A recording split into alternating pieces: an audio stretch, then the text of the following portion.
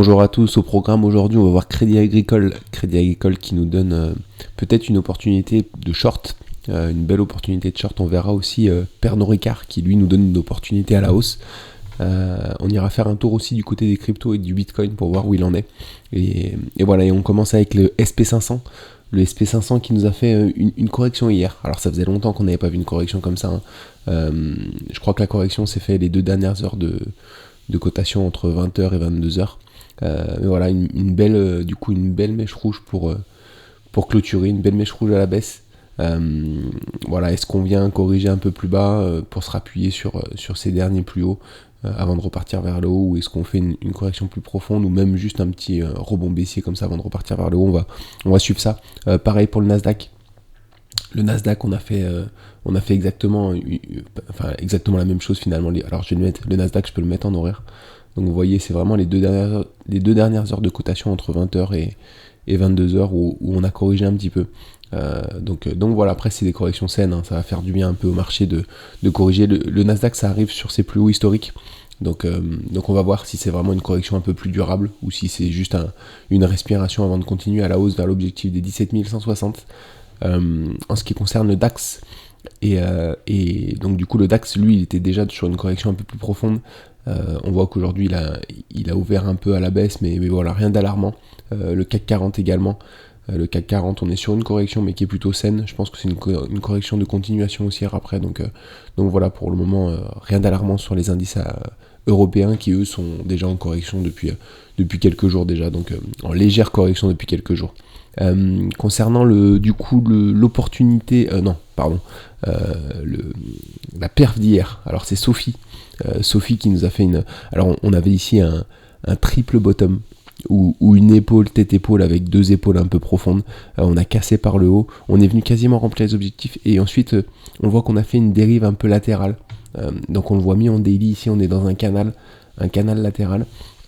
Et du coup, les mouvements baissiers ici, on voit qu'ils s'essoufflent à la baisse, hein, ils sont de moins en moins puissants à la baisse. Et voilà, et du coup, je suis rentré ici, en bas de ce canal pour jouer le haut du canal dans un premier temps. On avait un beau retournement, donc on a été déclenché rapidement. Et puis finalement, on a cassé ce canal par le haut et on allait remplir les objectifs, je pense, du canal qui sont autour des $10.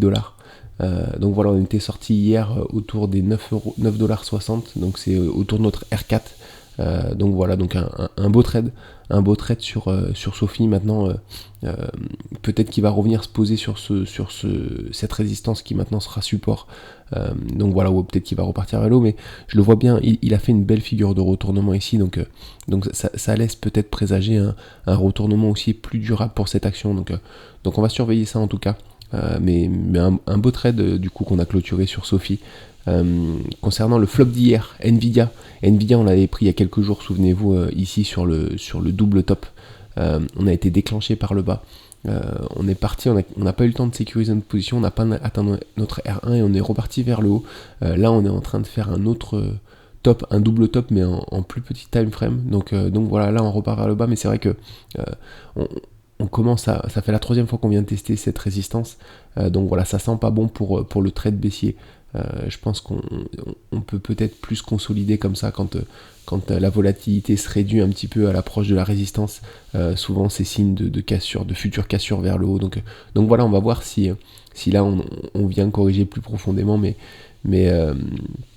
voilà, en tout cas c'est pas à privilégier, donc je suis pas très optimiste pour ce trade. On va suivre ça en tout cas sur Nvidia dans les prochains jours, mais qui pourrait peut-être à court terme ou à moyen terme repartir un petit peu vers le haut. Donc voilà.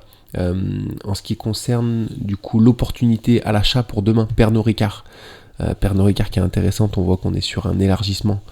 Voilà, on semble être sur un élargissement qu'on a commencé ici. Voilà, donc ici on est sur une zone de support dans tous les cas, et là on vient faire un double bottom en daily. Donc voilà. Ici on a fait un beau double bottom en horaire sûrement, donc on a cassé par le haut.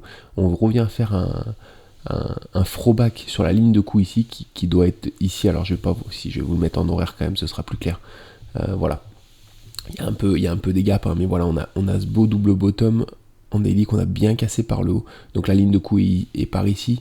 On n'est pas revenu encore tester la ligne de coup tout à fait, mais voilà, on va quand même la tenter parce que on voit qu'ici on fait une belle consolidation latérale qui peut être assimilée à oui, on le voit mieux en daily, ça peut être assimilé un peu à un pénin ou un petit drapeau.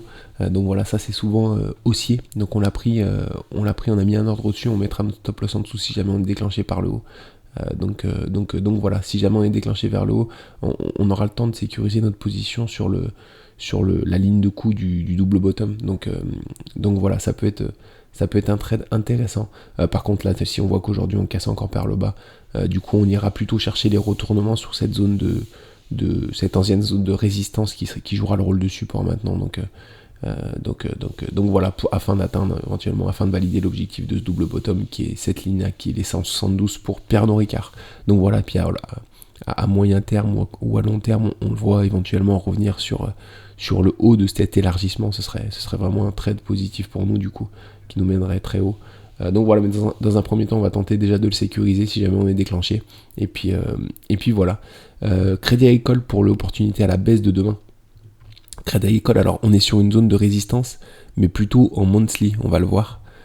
Voilà, on est dans un beau canal ascendant en monthly. Ça, c'est plutôt des canals qui sont susceptibles d'être cassés à la baisse par la suite. Donc voilà, on voit que la poussée est poussive, hein, si c'est juste de le dire comme ça. Voilà, en tout cas, on est sur la zone de résistance ici. On voit que c'est une zone qui est bien visible. Et ici, alors on va le remettre en weekly. En weekly, on voit pas grand chose. En weekly, on voit pas grand chose, mais ici en daily, on est sur la zone de résistance et on a fait un retournement ici en horaire. Je vais vous le mettre en horaire. Voilà, on a fait un retournement en horaire. Donc on a mis un ordre en dessous. Et puis on mettra un ordre, notre stop loss au-dessus si jamais on est déclenché par le bas. Là, les objectifs sont dans un premier temps, je pense, revenir sur cette zone-là.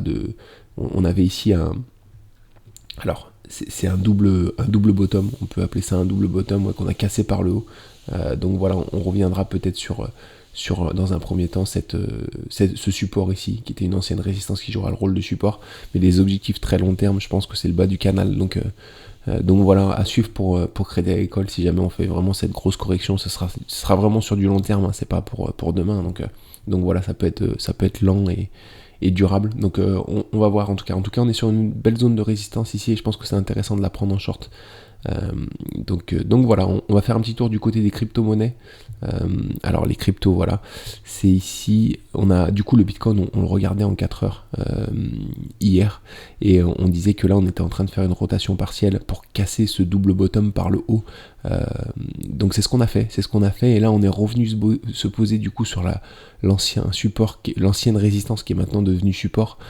Donc voilà, j'ai bon espoir qu'on reparte vers le haut pour atteindre les objectifs des 46 500 qui sont l'objectif de ce double bottom. Donc voilà, je pense qu'on peut grimper assez rapidement là-haut pour le Bitcoin.